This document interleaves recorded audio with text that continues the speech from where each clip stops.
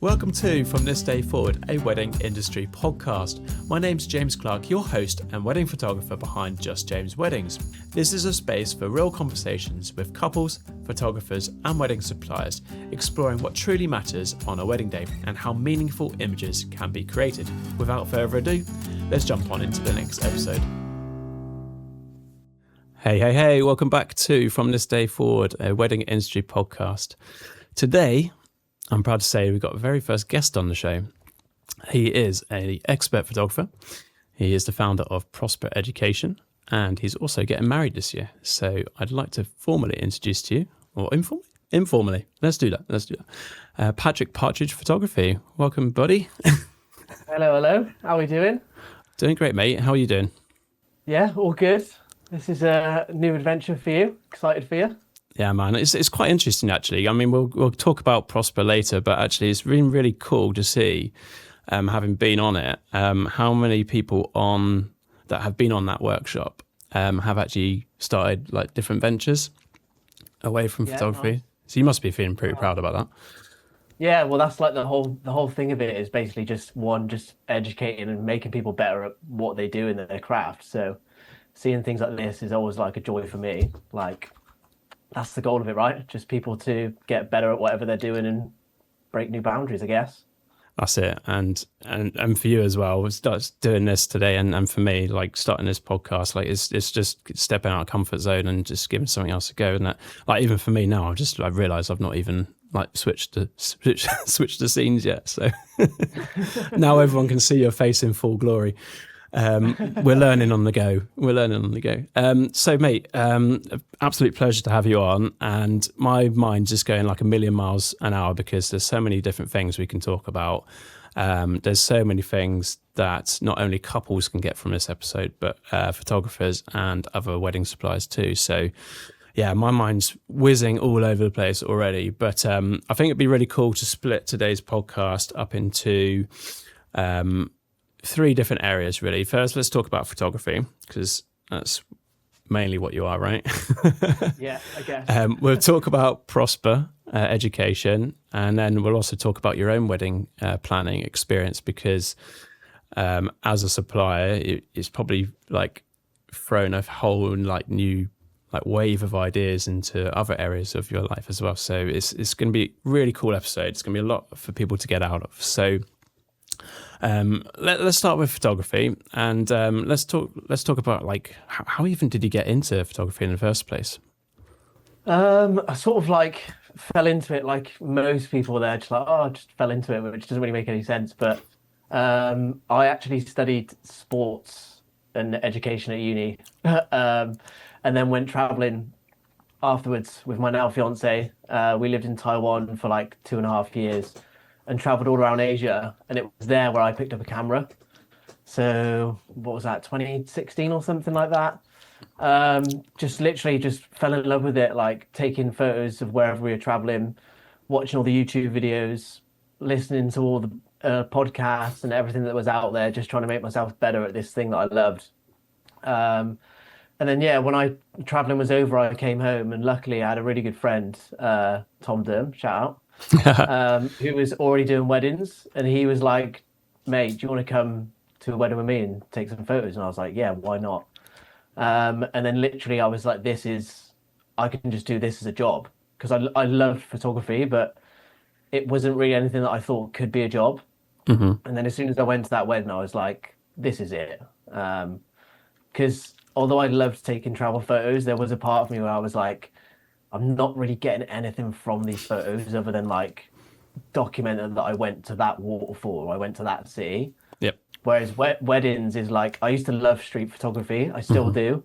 And a lot of weddings is similar sort of approach, and you get to be involved in everything a little bit more. And you just have so much freedom when it comes to creativity, like photography wise for the day. And yeah, just sort of fell in love with it, and then just rolled with it right before COVID, which was a great time to start. I feel like we started off pretty much on the same foot. I discovered photography pretty much when I was working out in Singapore for like a few years. Like I picked it up, did a few like sports events, and then came back to the UK, did a few friends' weddings, and then just like fell in love with it. Crazy, isn't it? Yeah. I feel like it's one of those things, like if you love photography, then you should love weddings. Because I feel like when it comes to the meaning of what photography is and like what you're capturing, it doesn't get much better than capturing someone's wedding. Yeah. And what's the Probably biased, but yeah? What's the favorite part of a wedding day for you, and what do you love the most about wedding photography? favorite part of the day, like it changes from like year to year. Like it used to always be the speeches because of that typical like you get to know so much more about the couple and stuff like that. But Mm.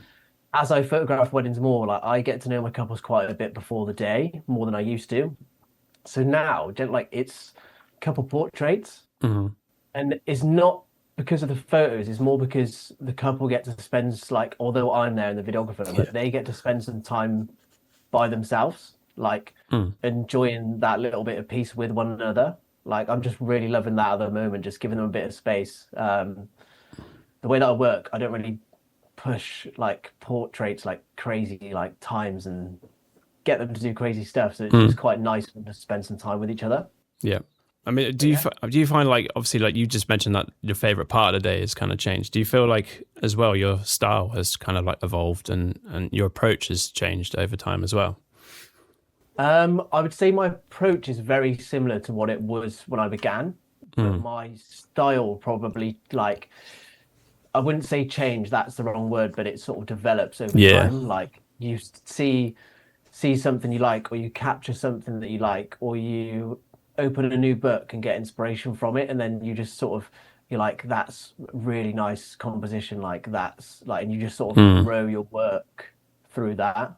Hmm. Like my approach has always been very similar, but I'd say my style's just developed and sort of refined over time. Hmm. I think that's oh shit, getting too carried away there. I think that's the key thing in it. Like with a lot of photographers, is like it's very easy to kind of like one just like copy someone else's work, right? Or see what is like doing really well in the industry and go right. That's kind of like what I want to try and do next. And what I love about your work is what you've said before is that you don't chase trends. And I think it's really important for photographers. Like even I've learned that actually just find something that works for you, and just kind of evolve from there. And I think that's something that you do like really well. Not Yeah, not to blow your own honestly, trumpet, like but it's so hard, but like the best like bit of advice is to find like your like what makes your work you, mm, and then just show that. Like if your work is undeniably your work, then I think that's all you can ask for. yeah, Um, like there's some photographers out there, and like you just know that that's their work, and like mm, that's so them. And like I feel like when it comes to weddings or any photography, really, like that's what you want. yeah, You don't want to be. It's quite easy to copy like trends and like editing styles and copy what is like quote unquote working. But ultimately, if like you want to stand out and create work that means the most to you, then you need to find your style and hmm, then just run with it. definitely. It's easier said than done, It is but true. I mean, if anyone's looking at Pat's, or if anyone's seen Pat's work, if you've seen his presets and stuff, you'd be quite happy to kind of copy that. But you know, it's your thing, mate. It's awesome. Um, cool. I mean, you talked about your favorite part of the day being couples portraits. I mean, one of the things that I find when I talk to couples, and you probably get the same thing, is that a lot of people say that they're not very comfortable in front of the camera. So what kind of like ways do you either like talk to couples before the wedding, or what kind of things do you do to kind of help couples like feel like themselves and feel a bit more comfortable on the day? yeah, well, this is exactly why it's become one of my favorite parts of the day because quite often now I will get couples get like after the first, say if we go for like 5 minutes or 10 minutes between, it's usually up between reception and speeches. Mm, If we can get some photos out there, usually they're like, they don't say it, but they're like, that was so much better than we thought it was going to mm, be. And like, and then they can just relax. yeah. And then it goes back to like, if the couple come away from the day, and I've had it quite a lot last year, and there's no better feeling that when they say like, that's the best part of the day. Mm, Like we want to go for photos. That's the best part of the day because they're away from all the madness. hmm. Um, and like any advice I give to couples, like I just want you to just be yourselves, and I remind them just that. Like this probably will be the nicest part of the day. Yeah. Like it's lovely having all your friends and family there, but it is pretty crazy, and it's like you're bouncing person to person, and like use those couple portraits, even if you don't like them, just use them as a bit of time for like with one another. Like That's it, no. I It's crazy, isn't it? But like couples like barely spend any time together, do they, on their wedding day? Like, and that's Yeah, like the perfect exactly. time to just chill, like talk to each Yeah, I other. think like my sort of shooting style helps a little bit because to be honest, like most of it is just walking. Yeah. Like it's not, I'm not doing these like high pressure poses that Mm. involve the hand being in a certain place to the millimeter. Hmm. Um, it's literally I just say to my couples, as long as you can like as long as you enjoy going for a walk and looking at each other, then Mm. you're halfway there. That's it. And I picked that up as well from, again, we'll get to Prosper later, but like when we watched as a group, like you just doing couples photos for like 5-10 minutes, and you were like, just walk, do this little look at each other. One of you look at me, the other one look at me. Like it's so simple and so easy, and that's one of the biggest things I've learned, especially being candid and documentary style. Is just let them be themselves and just walk and chat, enjoy it. Yeah, like you can still get really elegant like magazine worthy Mm. images, but you don't have to spend like 20 minutes, half an hour. I'm so surprised at how many of my couples are like, oh, my sister got married and they were away for like an hour. And Yeah. I'm like, how?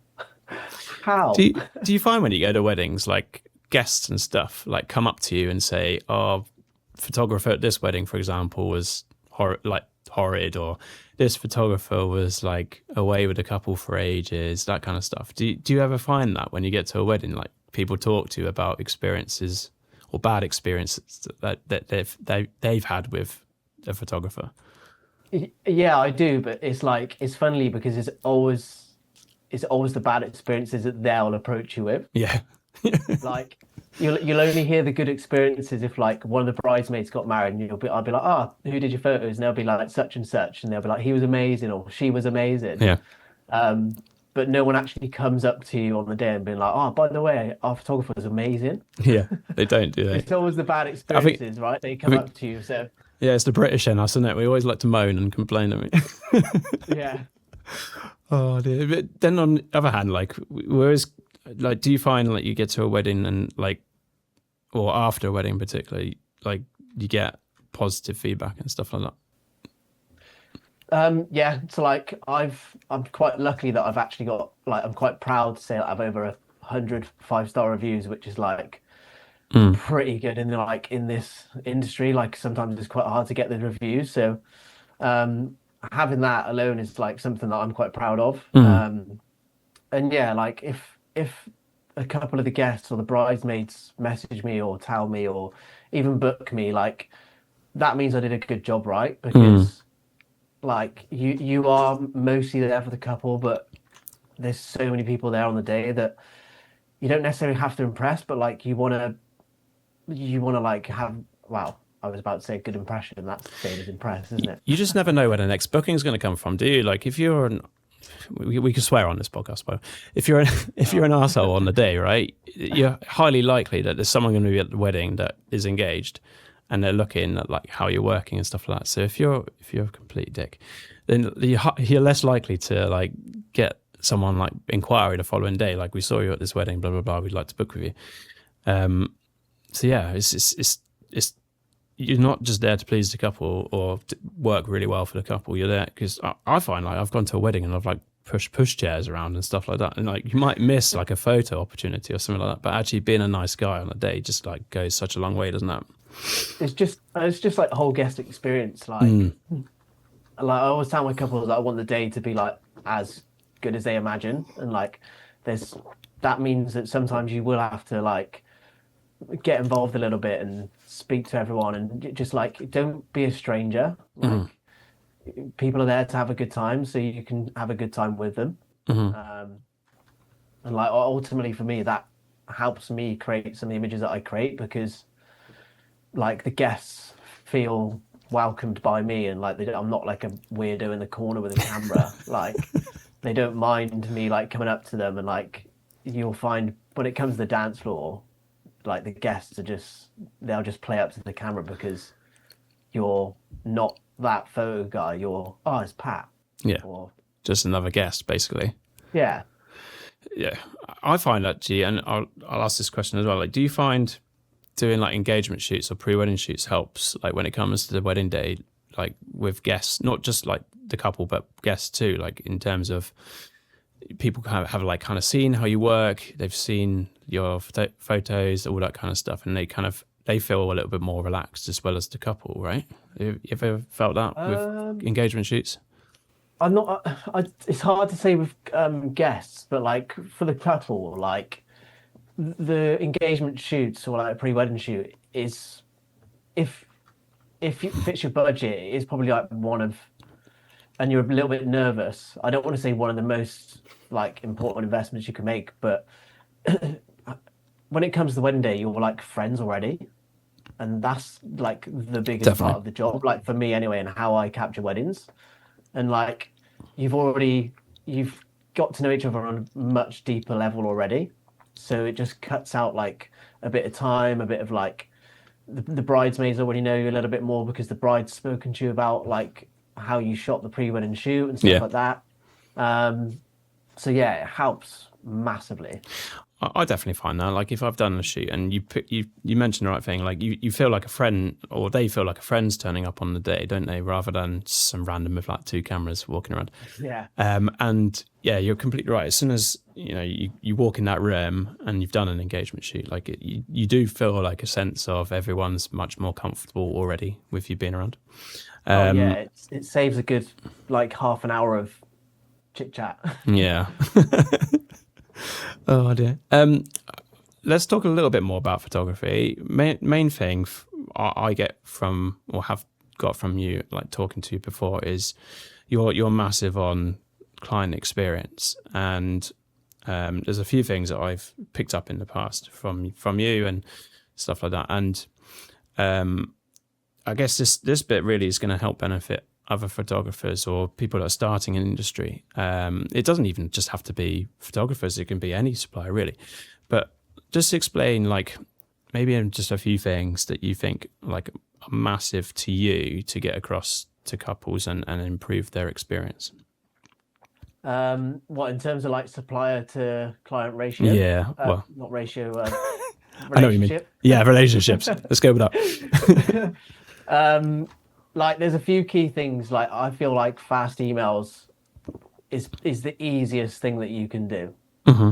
Like if you're lucky to be full time and you're in the office, like I'm in the office most hours, and you get an email, reply straight away. Mm. Like that helps massively. Setting out like a key timeline Hmm. for the couple so they know what to expect. Um, and then just letting them know that you're there to like speak to them about their wedding or communicate whenever they wish. Like Hmm. you're there whenever. Um, for a lot of couples, it can be like quite a hard planning a wedding and they need some advice. Hmm. Some will never email you, which is fine, but just let them know that you're there to help. So like I send the like what to expect. Hmm.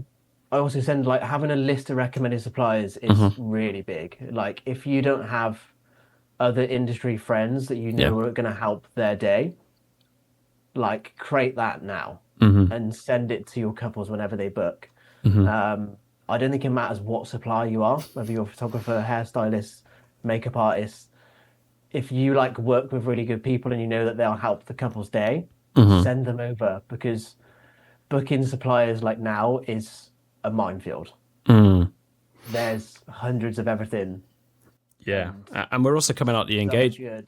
we're also coming out the engagement gap from COVID, right? So like I'm feeling like, I mean, I never worked in the industry pre-COVID, but speaking to other people, like they almost feel like it's returning to normal in terms of numbers of inquiries and stuff coming through. So actually, having that network of suppliers, you never know where that next booking is going to come from, right? So Yeah. I just feel like as a whole, communication mm, with the client is probably the easiest thing that you can do for like relationships with your couples. definitely. Um, like before the day, even on the day and afterwards. Hmm. Um, I communicate quite a lot of my couples. Like, I have a pre-wedding like call and questionnaire. That's really important. Hmm. It's probably the biggest one. And then following day, like the sneak peeks, and then the emails, letting them know what to expect. Um, Again, just communicating. I'm usually pretty dead on my timelines with my galleries, but Hmm. if I was to be like 2 weeks over for whatever reason, like I just communicate with the couple and That's it. they understand completely. You just got to be a bit of a like a bit of an open slate. Is that the Mm. saying? Open book, open slate, something like Open that. book. Yeah. We'll roll Open with book it. to the couple. Like you're there for them. So as long as they know that, and then they can reach out to you whenever. Mm. Yeah, definitely. Last episode, right? Because this time of year you get so many inquiries, and you see on Instagram and other social media platforms are available, but you you see so many other suppliers like talking about like ghosting and stuff like that. What's your thoughts on ghosting, and like how do you like combat it? I know you mentioned about like replying straight away and stuff like that, but yeah, what's your thoughts on it? Uh, I don't know. I feel like ghosting now, like especially for me, is probably like, and everyone that I've spoken to is probably higher than it's ever been. Mm, Um, I don't really know what the fix is, mm, because we're the supplier. mm-hmm, We're not the ones that are ghosting. Um, and I don't think I've actually seen any like videos of any couples or anything explaining why they ghost. mm-hmm. Have you? No, I don't think you'll ever see that, So right? yeah, if anyone's listening and you've ghosted a supplier, if you could let us know why. Um, the most like if someone like I'm guessing price is going to be the biggest reason why. Mm, Like it's probably ghosting's probably caused by like a few like price, mm, communicating, like your original your like brochure or however you do your pricing is either isn't up to scratch, looks rubbish, just isn't what you've been displaying on your website. yeah. Um, if it's price, like please, if you're listening and you're a couple, just let us know because we know a lot of people in the industry.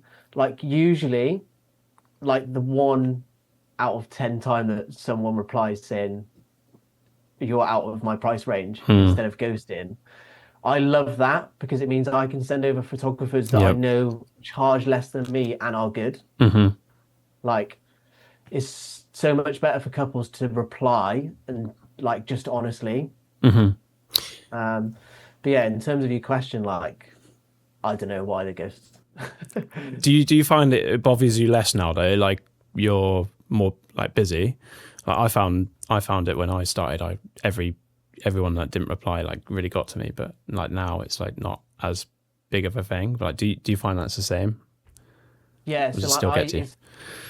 it's like if people love your work and they want to book you and they Yeah. understand what you're like providing, Mm-hmm. those are your people. Yep. Like if they want to ghost you and not reply, then they're probably not the booking for you. That's right. Yeah. So I don't really, I'll send them one following up email just in case it went to junk or they're Mm-hmm. busy, which is quite a lot of the case. But if they're not bothered, I'll just archive that. I'll archive that after like 2 weeks, Mm, and then like they're not the booking for you. mm. I noticed as well one It's a thing. red flag, right? Yeah, my wife was the one that kind of like got that in my head. Really, is that actually if they're not going to reply, then they're probably not right for you and your business. So Yeah. yeah, This is probably quite bad, but if ah, I don't know if I should say that. we'll leave it out. If if it's clear that a couple have been shopping around and they come back like 3 months later, Mm-hmm. I'll just tell them I'm busy anyway. Mm. One of the Because biggest thing I found from like even like you've mentioned it as well at Prosper, but like your contact form, like your message section, like you always are looking for like the like more information back, right? Because that kind of gives you a better sense of who you're going to be working with, and actually you get a better sense of a vibe?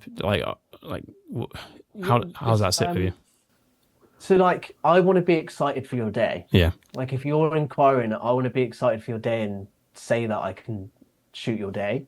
Like I'm all for copying and pasting, and if you want to put that in every box for everyone you're inquiring with, like go ahead. I'm all for that. I'm red flag. Can you shoot our day? Yeah, yeah, you're getting archived. It's also like, I don't know if you've had any of these ChatGPT inquiries come through. I can tell when they come through because the they're- dashes are they're longer. quite fun. They're quite fun. The ChatGPT ones, I get it when people are now saying like to photographers, your website is ChatGPT. Because when I get an inquiry ChatGPT, I'm like, don't know how I feel about it. Like I love that you've done it, but it's also like it's usually about 10 paragraphs. Yeah. And it's just like ChatGPT 110%, this is our wedding, and it's like, oh, is this how, I don't know. But yeah, but I love the effort, so I will reply. But if you're putting in minimum effort into your inquiry, then I'll give you minimum effort back. Yeah, it works two ways, doesn't it? How I feel about that. Yeah. No, I love it though. I've that's one of the biggest things I've taken away is like from your contact form and actually the messages that you get in your inbox. Like that kind of tells quite a lot, which is cool. But these are ones that I copy and paste over. Maybe. Yeah. Sometimes I just copy and paste them over, I'll be like unavailable, and I'll just copy and paste it, and then I'll be like, oh, right, I didn't really. But mean that. that's the other thing, though, right? I love that, and again, when couples, say, "Oh, you're out of budget," it's good to kind of give couples like a list of photographers. It's also cool when you're not not available, and you send through a list of photographers that are either available or could be available. Let's put it that way.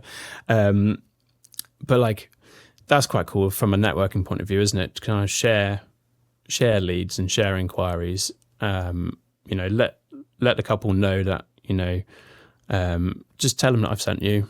And you never know again where that next booking is going to come from. It could come in reverse from another photographer where you've sent them a lead, for example. So that's quite cool and big thing that I've learned as well in the past. It's honestly like one of my. I get so much joy out of sending people work. It's just like a lot of people like to bring other people down in this industry, which I hate. Like I just don't feel the need for it. Like there's work for everyone. Like there's weddings for everyone, and like different weddings suit different photographers. Like if I can give someone 1, 2, 3 weddings a year, like I'm so happy for them. That's me this year, mate. Loving it. Thank you. All right. I just realised that we're like half an hour in, and we're only like 1/3 of the way through. So I don't want to take up too much time in your day. No, it's fine. I think it'd be quite cool to move on to talk about Prosper, if you don't mind. Yeah. Like, where did it start originally? What was your thinking behind starting it? I've always like, as someone who's like mostly self-taught and like being like, obviously I said I got into weddings through like Tom, and he helped me quite a lot. Yeah. So I know the value of like educating yourself. And a lot of like, I believe that why I became like quote unquote successful and booked was just because I was just continuously trying to get better at everything. And like not only the photography side, but a lot of it would be like the business side and my approach and styles and things like that. Like I got to where I was quicker because I was just striving like through education. So I've always, having that beginning and knowing what it did for me, I've always like, I've got my bullet journals for like the last 4 years. And even like the 4 years ago, I was writing down ideas for like some sort of educational thing, whatever it might be. And obviously post-lockdown was like workshops galore. Yeah. and like there's still quite a lot of workshops. I'm not gonna slag them off too much, like traditional workshops, where you're where there's 10, 20 photographers shooting a 10 out of 10 couple Mm-hmm. who know every pose without you doing anything. Mm-hmm. I'm not going to slag off that really easy way of getting images at all. Mm-hmm. But I just felt like a workshop, you want to learn, you want to be like you don't learn anything from photographing a 10 out of 10 couple. No. So I was like, these workshops aren't, this could be made so much better. Mm-hmm. Um, and then I just thought, what if the workshop was education orientated, like first, Yeah. like educational first. And then I actually, so these ideas were sort of going around in my head for a while. I shot a event called Gather and Grow, Yep. which is like a hair and makeup Mm-hmm. educational day as such. They have live demonstrations, they have lots of talks, business talks. And I was like, I'll just do this for photography. Mm. Like, this is good. And at the time, I'd never really heard of like the big talks, like Elevate and things like that, Mm-hmm. which is very similar, like an educational base. They're not necessarily workshop, but like you're getting information from other photographers. Mm-hmm. So yeah, that was just a very long spiel I just went on then. But like ultimately, I just wanted to create a space for education first. Mm-hmm. Like I feel like you learn so much more from observing other photographers and taking in what they teach Yep. rather than taking the same photos 12 others while a 10 out of 10 couple pose like crazy. Yeah. Yeah. No, I don't know, you've been, so I feel like mate, you I've can loved give them. firsthand like of how you like what you got from it. And have you done any other workshops like traditional ones? To be fair, I have not done any other workshops, to be fair. And the ones that I've been on with you and Prosper, like, I can't really say whether it's best out there, but I think it's very different, right? It's you get a lot of workshops that push Facebook adverts and I can't really say like other ways of doing it. I think what I enjoyed or have enjoyed most about Prosper is that you're there in person, you're meeting other industry leaders or people that are like doing really well in the industry, and you just pick up little nuggets like that can change your business. Like for me, I think as well, it's not just the things that you learn, but it's also like the mindset shift that you get from being at a workshop. Like there's so many people I feel like are out there that are like, oh, I'm struggling, blah blah blah. But you know, it's the difference between what they think that they need, well, versus like what actually helps. So like actually going on a workshop, I feel like broadens or changes how you think. Whether you know it's websites. So like that was the huge one for me on the last one, was like talking about websites and almost having like a one-to-one with Zach and Grace, and it was just like that was so cool. And even learning how to use flash photography like properly. Probably still can't use flash properly, but it's just like Can anyone? no, I can hate it. But like I found like my like even using flash in the last wedding season, like it's improved so much just from like having little chats with the suppliers that you brought along. So I think it's been great, and hopefully it continues. Like where do you see it going?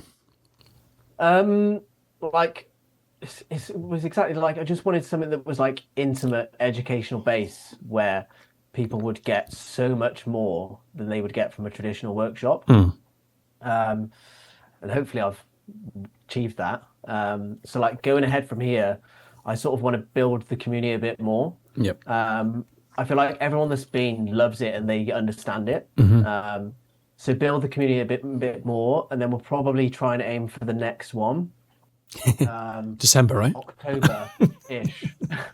Don't quote me. No. October-ish. Um, yeah, I've got a big block in March, which is when we did the one last year, Yep. but that's a bit too soon. Um, yeah, then October, I've got the whole of October off at the moment. So, Hey, nice. but yeah, I want the next one to be much bigger and like, obviously the people that have been understand the value in it. So it's just trying to let everyone understand the value in actually educating yourself, not only about photography, but like the Yep. business side of things as well. Do you know what the biggest value I found actually is post workshop as well? Like, so you put us all into a group and we've just been pinging each other inquiries basically, and helping each other out. Like there's been so many bookings I've taken from just being in that group chat, which I don't think you would get from many other workshops, which has been great. Yeah, well, it's like for me, like one of the biggest things was community. Like, it's not necessarily about like making loads of money, and to be honest, I haven't made any money, but like I know how much it helped me. Like I just get so much joy through helping other people, like do the same. Yeah. Like create, like helping someone become full time. Like that's like this job has sort of changed my life. Yeah. Before I didn't really have, like I was pretty lost. Yeah. It was either PE teacher or whatever else I could do. And like this was a dream job that I just sort of stumbled across, and I know how much people love it. So Yeah. being able to give them the tools to make them go full time or create more money for themselves and create a life that they only dreamed of, that's like I get a buzz out of that. So yeah, hopefully it's going to be quite a big year for it. I'm trying to make more content for it, which is really fun. I know, obviously, like it's kind of going back to the photography section that we've kind of already been in, and but like if people are following you on Instagram and stuff, they'll see that you either go to the gym or you play golf. Hopefully, you're staying dry when you're playing rounds at the moment, but I think it's quite important to, if people are following you, you might see that actually you're not always in the office and stuff like that. Like, what's your feeling on like burnout in the industry, and then like how actually, how your own like mental, not really mental health as such, but like how you feel, like how like fatigue kind of like then impacts like couples' experiences or experiences that couples might receive. I know you mentioned earlier like replying to emails earlier and stuff like that, but actually say like you kind of getting burnt out a bit, you might kind of like, miss a few or whatever. Like how do you feel like in terms of like just being able to just do something else other than your work? Like how, like do you like specifically make time for it, or you just kind of like do it anyway? So I'm sort of, I've never actually understand like the type A, type B, but I'm probably a type A person. Like from what I imagine, like, is that quite a structured person? Mate, I don't even know what type A to type B is. But like, obviously, like I have my bullet journal and stuff. So like, I will like not meticulously, but I will plan like my weeks. I'll plan my weeks. I'll plan my calendar. Going back to like the year as a whole, one of the biggest things I've done in like the past 2 years, like if I have 2 midweek bookings, like if I have a Wednesday and a Friday, I will then try and take the weekend off. Yeah. Like I don't need to work that weekend unless like I want to, and et cetera, et cetera. That might be a bit of a luxury for me, and I understand that. But like, I feel like as photographers or small business owners, we're self-employed, right? Yep. You can create like weeks wherever you want. Yeah. Me and Holly is always our anniversary in like the end of September. I was just double checking. Yeah, I do have it up. So like what year every year, every year, like our anniversary of like when we got together, like I'll block out a week. Every year. Things like that are so easy to do, and then like I get it. It might be a luxury, like if you're getting the bookings and the work. Yep. If you're getting the bookings and the work and you're comfortable with what your calendar looks like, just put those free weekends in there, like if you can fit them in. That's the year. And then when it comes to like the week, obviously I plan it, but I have like is a structure, but it's quite a loose one. Like on an average day, like in the summer, I will wake up about 6, Yep. 6:30 maybe. I'll have breakfast. I might do some emails and inquiries. I'll then go to the gym at about 8. I'll get back, have a little snack or whatever, probably like a big breakfast. I'll then be in the office 10 to 12. I'll usually edit some stuff then. I'll then have lunch. I'll then go and play golf or like do something. Yep. And then for like an hour, 2 hours. And then I'll edit and work again, like 2 till 6. Yeah. And then the evening, because Holly, she's self-employed now, but she used to finish at 5. So we just have the evenings off every night. I work like a madman though. So like what is like 4 hours in the day where I'm editing at the computer is headphones on, just boshing everything out. Mate, you wait until you have kids. That schedule's gonna quickly I was change, about mate. to say, like, I know how like privileged I am. I don't have kids. Like I understand that my calendar is a bit of a joke. So when you're like, burnout for me only really happens if I go like crazy from April all the way through. Which is why I've got the whole of October off this year. Yep. Because I've got a lot more at Christmas. Yep. And I know for me, if I like, because obviously I'm getting married in May as well. I know for a fact April to September is going to be it's going to be, do you know what I mean? It's summer. I think there's a really key takeaway there, though, from that question, is that actually it's taking the time off. Like I've found it so hard, like in the last few years, to kind of have that, or change that approach. Kind of like, because you are self-employed, you feel like, well, and I suppose Holly as well. You go from like a 9 to 5 to feeling like you need to work 24/7, because there's always something you're thinking about. There's always something you feel like you should be doing, because it's you and it's your own business. But it's like, it's so important. And I've learned that, like I've started going to the gym, signed up with High Rocks now in Cardiff. Oh yeah? What are you doing in Cardiff? Yeah, I'm doing Cardiff. I'm doing mixed doubles with my wife. On Thursday? On the Wednesday, I think. Oh, we're doing Thursday. Yeah. Yeah, we're doing Thursday, so. Oh, missed you by day. We'll leave the sweat for you. You doing mixed doubles as well, don't you? Yeah, mixed doubles with Holly. Yeah, she wanted me to do it last year, but I was like, no chance. And then, yeah, this year it works good because of the wedding. So hopefully, like I'll be in good nick for the wedding. Yeah, that's the aim. It's, I mean, that's another thing, isn't it? Like wedding day fitness is quite a thing, isn't it? Like you get to the first wedding and you get to the end of the day and you're like, oh, you're a bit meh. But then as you get like more and more into like the wedding season, you just feel like it's a bit of a breeze, really, isn't it? Unless you're doing triples. Like, don't get me wrong, like those afternoons of golf or like the whatever, they probably will cut down in summer a little bit, but I still give myself like proper lunchtime. Yeah. Like I said, I'm so privileged because I don't have kids, but like some people, they'll edit like 10 at night till 2 in the morning. Yeah. And I'm like, that is just, for me, that would kill me. Like, you just got to work out what schedule works best for you. Yep. And then just do that. But then at the same time, you're self-employed, so feel free to go into coffee for a town, go into town for a coffee or meet up with mates.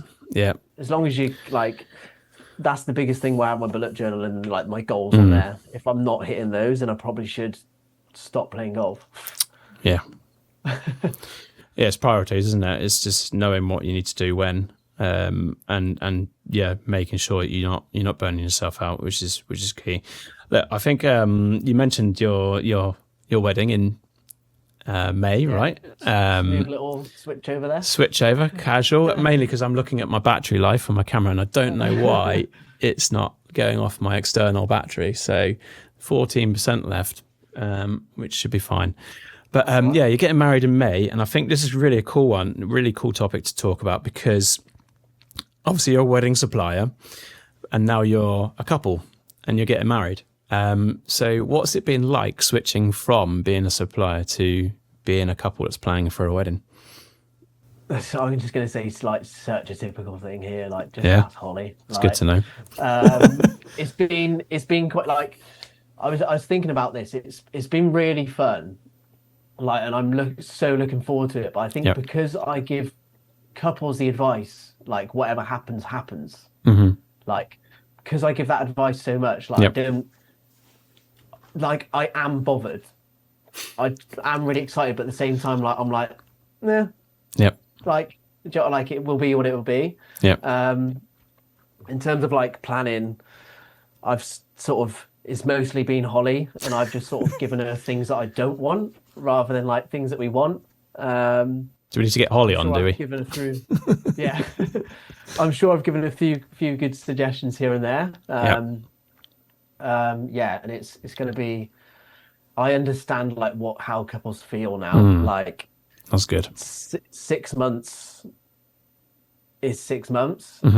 Like it doesn't. You're like, oh yeah, it's close. And even like 4 months last month, we was like, oh, it's getting close now. But then I was like, oh my god, that means this month is 3 months. And I'm like, okay. It is crazy now. Have there been any like big surprises at all and on the way to planning? Not necessarily. Like we're having a destination wedding, so. Ooh. Where is it? We're getting married in Ibiza. Ah. Yeah, Ibiza. So we're actually there for like 10 days. We then got like a beach party on the Sunday, welcome meal Monday, wedding Tuesday, pool party Wednesday. And then we'll then stay on the island then till Sunday. Nice. No real surprises. Like obviously, people flying out and things like that.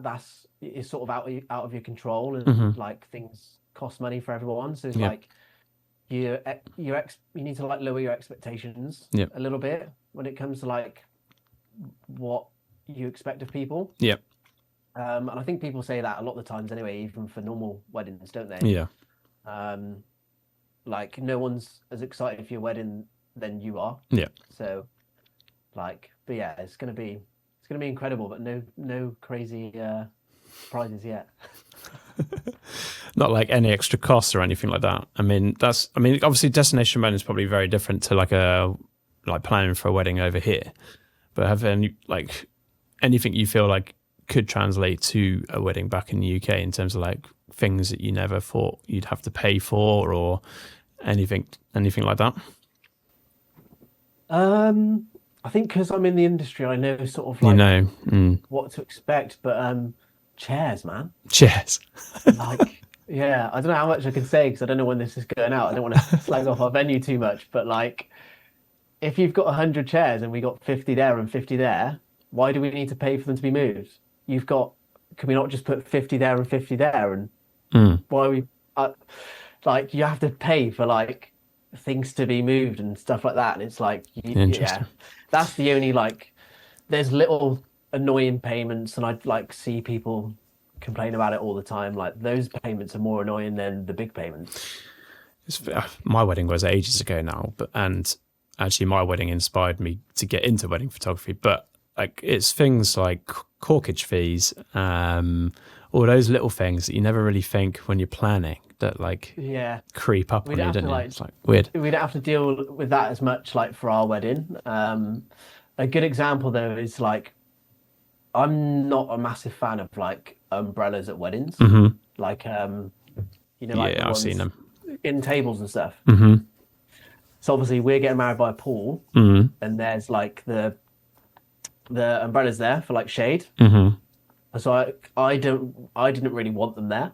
Like, can we move those just because like it'll be a cleaner frame with the photo and stuff. Like, that's all you're thinking about, yeah.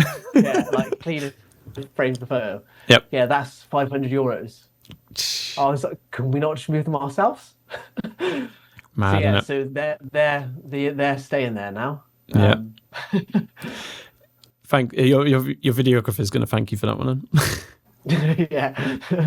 Go I on. actually, I was thinking about this earlier, and I could have put this in earlier, but there was a story you just put up today on your Instagram today, isn't there? About What was that? you borrowed it for someone else, I think. But the question was like, what would you have like spent more on for your wedding day? And you mentioned videographer. And one of the highest thing was, I think it was like 50% of people wish they spent more on their photographer. And then Yeah, I if think it was even higher than that. was it?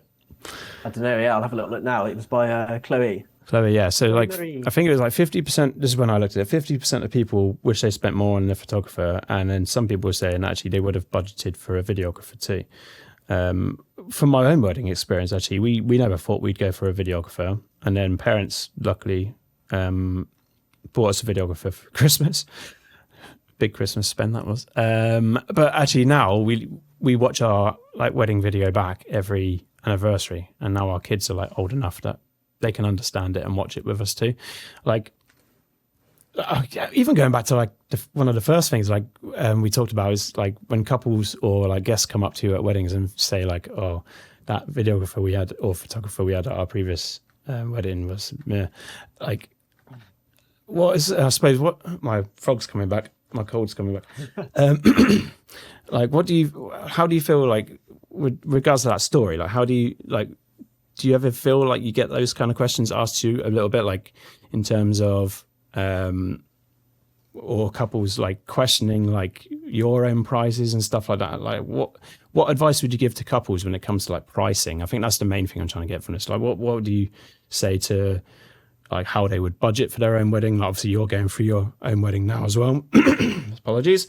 Like what would you say in terms of like budgeting and making sure photography is kind of like maybe one thing that they should spend more on? So I always give the same advice to my couples. Like whatever is important, whatever's most important for your wedding day, spend like the most on that. Yeah. So like if florals are more to you than the entertainment, spend more on florals, vice versa. By the way, Chloe's story, it was 81% Was that? 81% of photographers said they wish they spent more on photography. Amazing. That's Which I gone up think a is such a lot. big sign, right? Because like, I always say to my couples, like, it's not for me to know what your budget is, Yeah. but like, this is what I can give you. This is what my value is. But I feel like photography and videography is probably the worst thing to spend less on Yep. on your wedding day. Like, I might be very biased, but everything that you plan on the day, everything that you do, the only way to remember that in 10 years' time will be the photos and videos. Yep.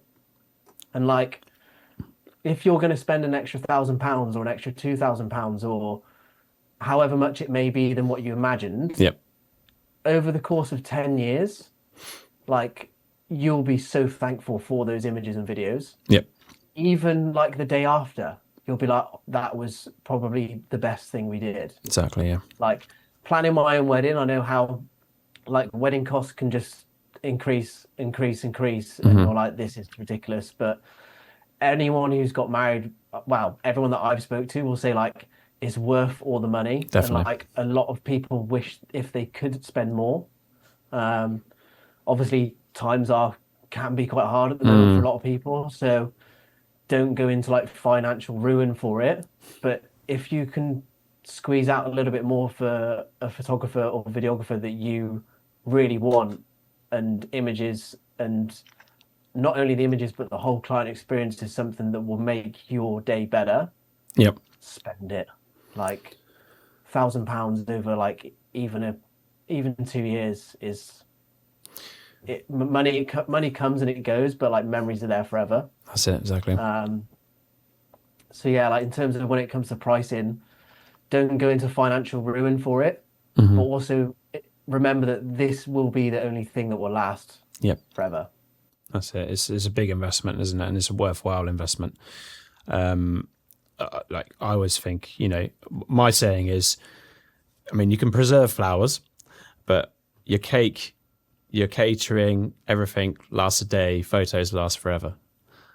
So that's kind of like my motto, and what I kind of try and push to couples. If even if it's like a couple of £100 that it's like they're looking at in the budget, like difference, just like it's worthwhile. Like in the grand scheme of things, like especially me planning my wedding now, like a couple £100 is like when you plan your wedding. Yeah, it's nothing.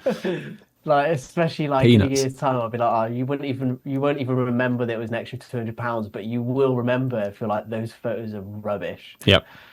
But we should have just spent an extra 300 just quid, done it. whatever it might be. Oh dear. Oh man, this has been awesome. Camera is at 7%. This is a great question, actually. It's not, I mean, I might have stolen it from another podcast, and this is kind of related to my battery issues.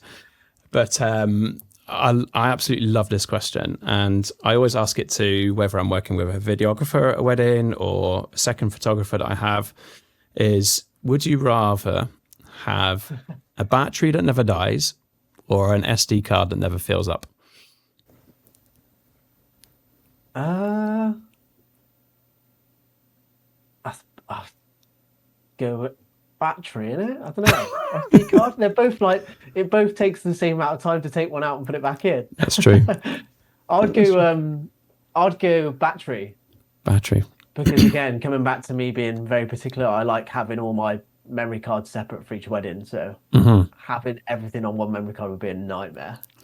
It's quite funny because I think I speak to videographers and they go SD cards, and photographers say batteries. It's quite funny how it goes that way. I think photographers are mostly worried about when it comes. Videographers are most worried about when it comes to the speeches, and suddenly there's no like card space left. Yeah, but surely they'd need their batteries, either, wouldn't they? Oh, it's a catch-22, isn't it? It's a great question. It's a great question. No, I need separate memory cards for each wedding. Yeah. What happens if that memory card goes corrupt? That is true. Touch wood, not happened. Yeah, touch wood. Touch wood. Oh, mate, this has been great. Hopefully everybody's got something from it. There's a closing question I want to kind of ask, and putting it towards couples. Obviously, you are a couple, or you are in a relationship that you're getting married, and also you are a photographer. So it's a great one to kind of finish on. It's like, what should each side, so like you being a couple, get married, and as a photographer, what could you understand better about each other? It's quite a hard question, but like... What me understand between me and Holly, or... No, not you and Holly. No. How could you...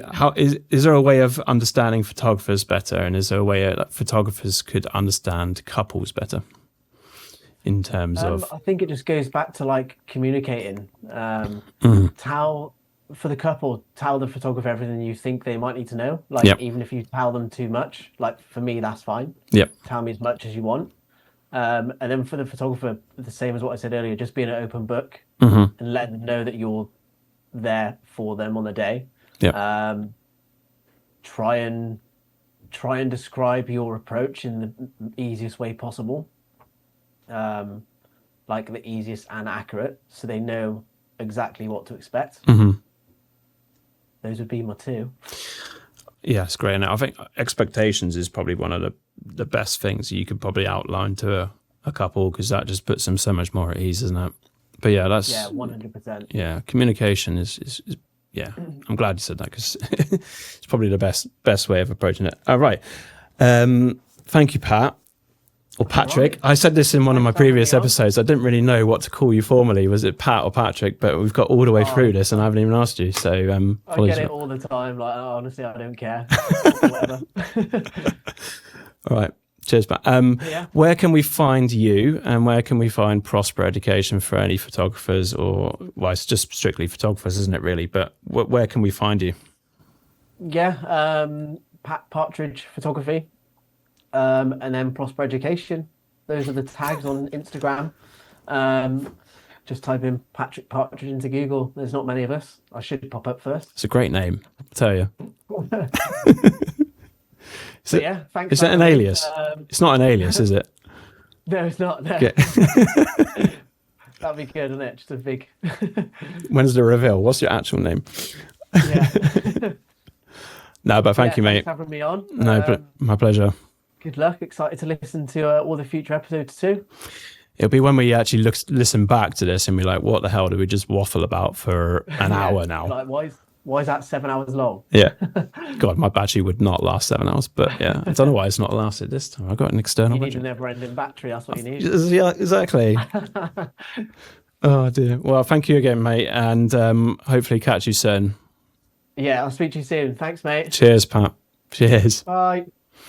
So that's it. Thank you so much for Pat coming on the show today.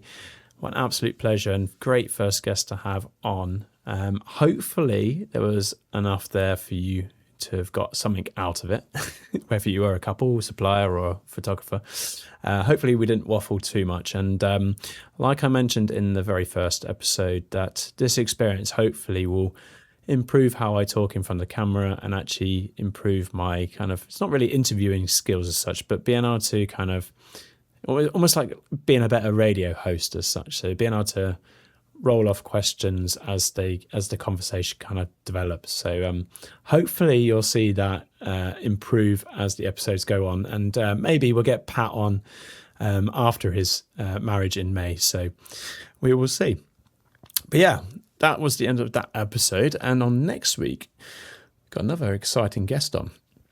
We've got Faye coming on from Lara Bell Bridal, fresh off a Wedding Industry Awards win as well. So she'll be buzzing about that, I'm absolutely sure. But she has some fantastic dresses up in near Wellington in Somerset, and it'd be great to get her on the show next week. So again, without further ado, thank you very much for tuning in. If you can drop even a review or a comment on this podcast, that'd be great. If you want to follow me on all the social platforms as well, whether that's on Spotify, on Instagram, and on YouTube, you can give us a follow there. Oh, even TikTok as well. But from this day forward, the podcast, you can find that on most channels. But yeah, thank you again for listening. Hope this one was of value to you, and I'll see you in the next one.